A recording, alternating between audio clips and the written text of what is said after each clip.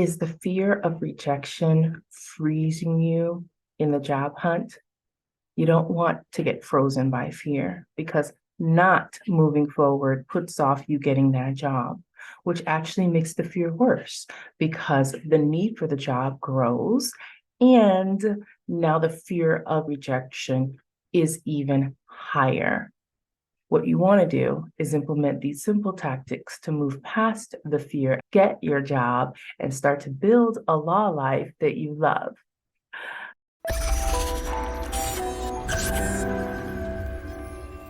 Hi, my name is Jennifer Duclair, and I am a mindset mentor helping law school graduates and new attorneys to build a law life that they love. Now, putting yourself out there to get a job is or can be a huge fearful thing.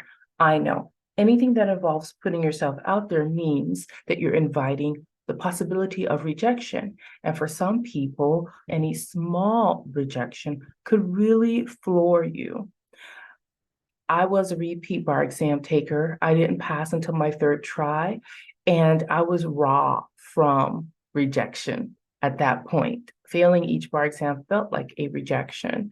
And there were other ways that I was rejecting myself. I'll get into that more. But if you reject yourself, then you also walk around with this open rejection wound that makes any little rejection in the job world hurt you to your core. Here are ways to get around all of that so that you can go ahead and get that job that you need. So the first step to take to get past being frozen in fear is to take small daily action steps.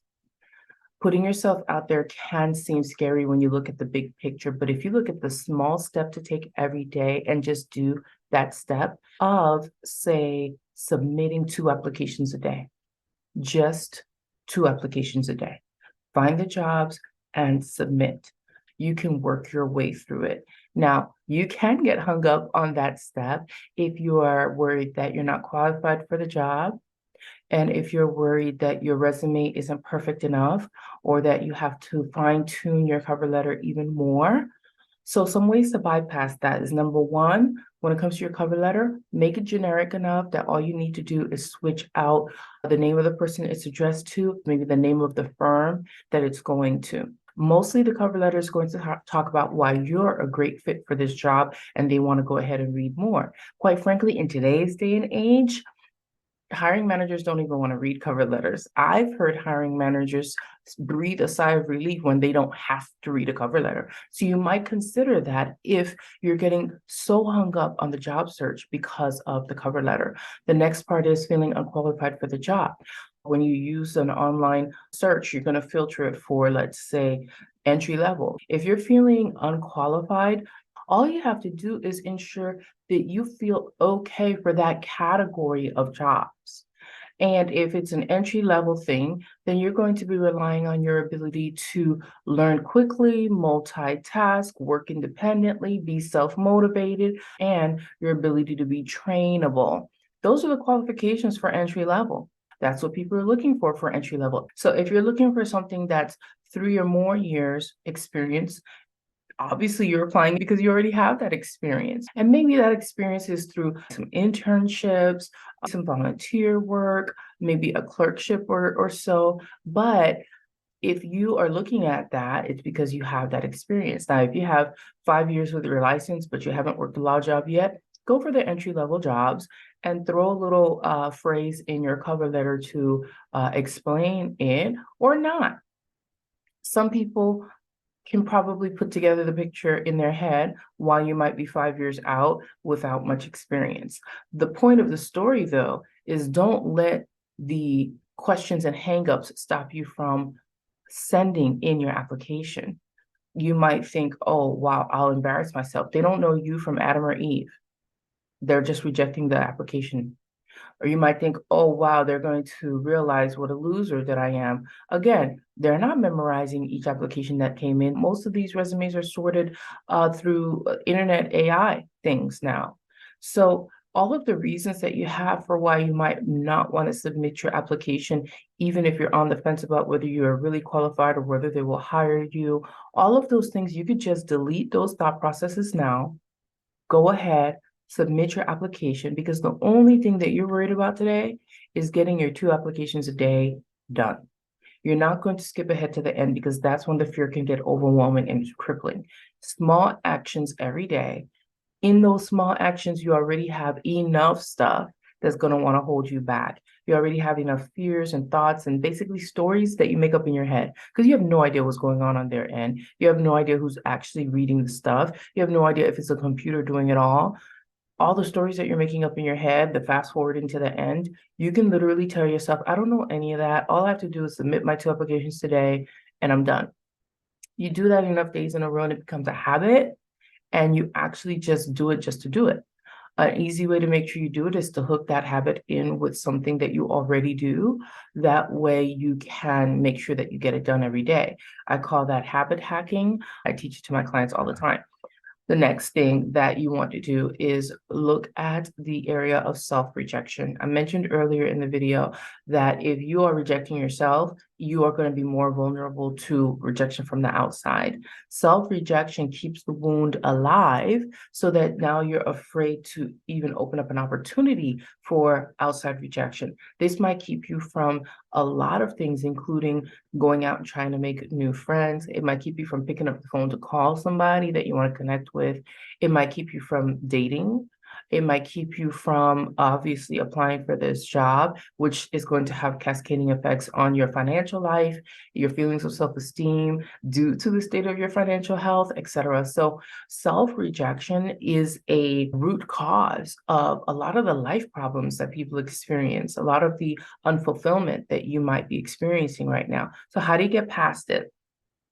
Well, I actually worked specifically on self-rejection because I realized that there were little ways that I was doing it all the time. I didn't even realize I was doing it. For example, ignoring my body when I know I needed to go to the bathroom. And instead of getting up and going, I would like keep working. I was subtly sending myself the message that you don't deserve to be cared for, that other things come first. My body was giving me a clear signal and I was ignoring it. That is a self-rejection. Imagine if you were getting a clear signal from your lover, right? That they wanted to get intimate.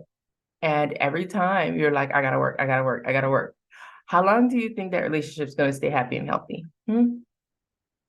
So listening to your body and giving it what it needs is a huge way to show yourself consideration, right? Consideration, which is the opposite of rejection. Now, you can reject people and let them down easy. And if I get a rejection from one of my resumes and somebody says it in a way that's just like not nice, I know what healthy communication is. And I just chalk it up to they don't know how to healthily communicate. So I don't take it as a deep rejection, because I know what it should look like. And I know that the way they say it is more them than me.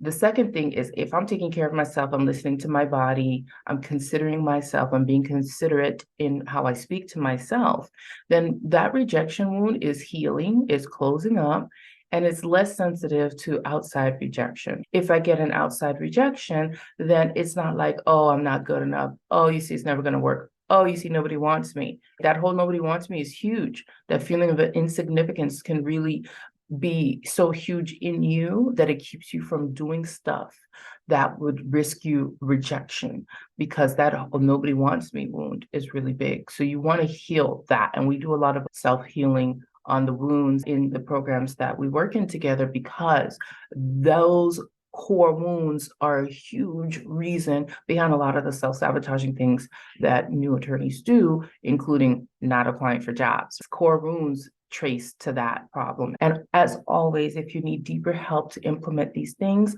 I am just a calendar booking away. Happy to talk with you personally to help you get going on this. So you want to heal the core wounds. You want to start treating yourself lovingly, start listening to your body when it needs something, start meeting yourself where it's at, learning even to recognize your needs. Like, are you feeling lonely today?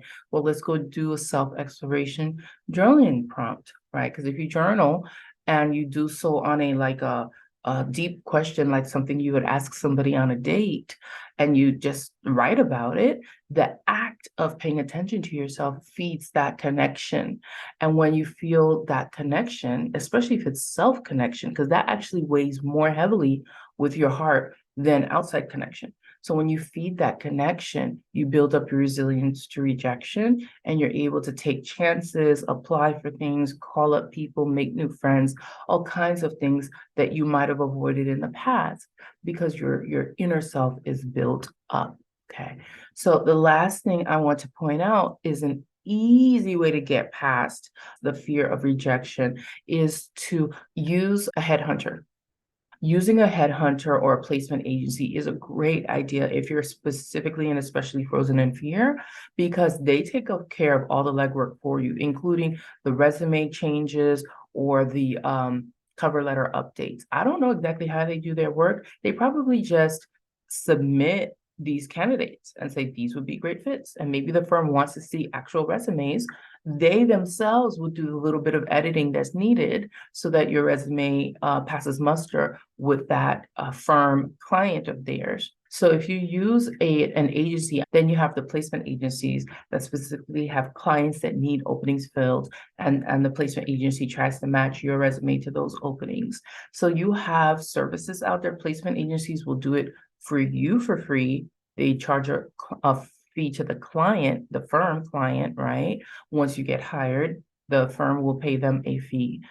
And options like the BCG attorney, a job search concierge. I know like BCG now offers a concierge type service where they do all of that work for you. They will look for the job, update your cover letter and resume, and submit it on your behalf. And options like the BCG attorney, a job search concierge, you would pay, right? But then they're doing what you would have done, right? So you're saving yourself time if money is not a factor, right? Let's say you do have a full-time job as a clerk or a paralegal. Maybe that's something that you make room in your budget for so that you can get past that fear. Are these cop outs? I think not. I love delegating. As a business owner, I routinely delegate the tasks that I don't like to do because my time is not well spent in that. I find somebody who's really good at it, I hire them, and I delegate to them those tasks, and I pay them a little bit of money in the grand scheme of things, because it would have cost me a lot more money to force myself to do it myself. So delegating is a great skill. Master it now. Why don't you? So these are some of the ways that you can get past actually doing it yourself if the fear really has you that frozen. I wouldn't look at it as a drawback or shortcoming that you can't get yourself to do it yourself.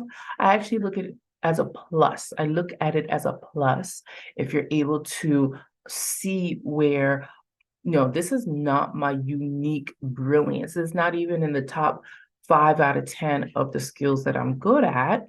Let me delegate this out so I can keep the ball rolling instead of staying stuck here and making up this imaginary rule that I have to master doing this for myself. That's not true, right? It doesn't say anything about you that you've wasted months forcing yourself to master something that you don't like. Says nothing about you, except that you're going to have a long, slow road in life, because successful people don't get where they're going by forcing themselves to master every little task that they hate. Not at all. They master delegating and they stick to what they're good at. That's how successful people get to where they're going. Show me a CEO who's mopping the offices after closing time. Just because you can doesn't mean you should. Okay. So there is actually an intelligence to delegating out the tasks that you don't like to do.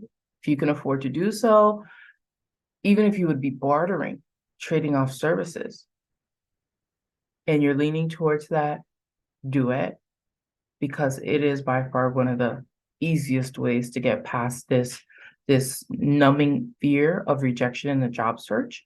And I promise you, you'll have plenty of other opportunities to learn how to get past the fear of rejection. You don't necessarily have to stay stuck in that while you're trying to make some money, right? Get your money first, and then, you could tackle the fear of rejection in some other arena. And I'm always here to help you to do that if you desire. I have some attorney confidence tips down below. It's free for you to grab. Just go ahead and look for the link, and I'll see you in the next video. Bye for now.